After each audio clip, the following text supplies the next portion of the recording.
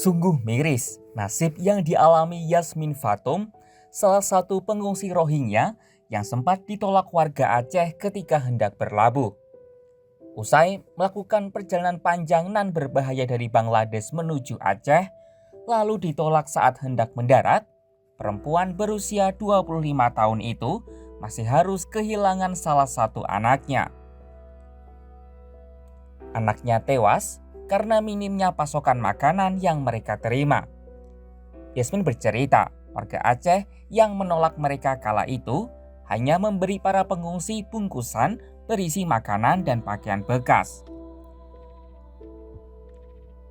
Dirinya sendiri mendapatkan 2 botol air dan 2 biskuit. Pasokan itu langsung ia berikan kepada 2 anaknya. Namun, biskuit dan air mineral itu jelas tak cukup. Para pengungsi, termasuk Yasmin dan anaknya, masih kelaparan. Bahkan, kondisi salah satu anaknya sudah sangat parah karena kekurangan asupan. Dalam kondisi terjepit, Yasmin tak punya pilihan lain. Ia memberikan air laut pada anaknya karena tak lagi punya makanan dan air. Nahas, hal itu membuat kondisi anaknya makin memburuk dan pada akhirnya meninggal dunia. Ia lalu melarung buah hatinya sendiri ke laut.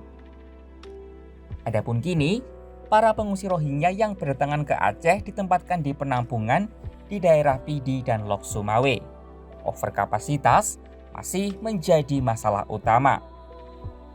Merujuk data dari UNHCR, lembaga PBB untuk masalah pengungsi, Camp Minaraya yang berkapasitas 250 hingga 300 orang, kini harus menampung 480 orang.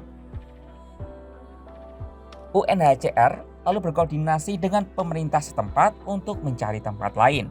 Terlebih, sejumlah laporan menyebut lebih banyak pengungsi Rohingya yang akan datang ke Aceh.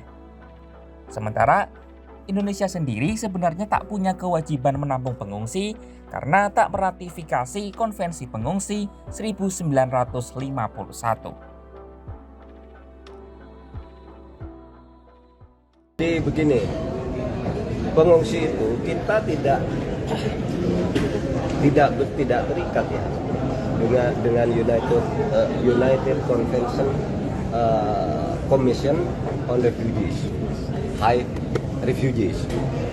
Itu kita tidak terikat itu karena kita tidak menandatangani UNCHR itu.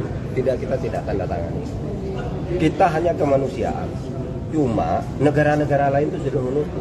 Malaysia menutup, Australia menutup, semuanya nutup. Singapura karena mau menerima. Mereka larinya ke Indonesia. Maksudnya mau transit, tapi lama-lama menjadi tempat tujuan pengungsian, bukan transit. Karena biasanya mau transit untuk ke Australia, tapi dia berhenti di Indonesia dan tidak mau keluar lagi.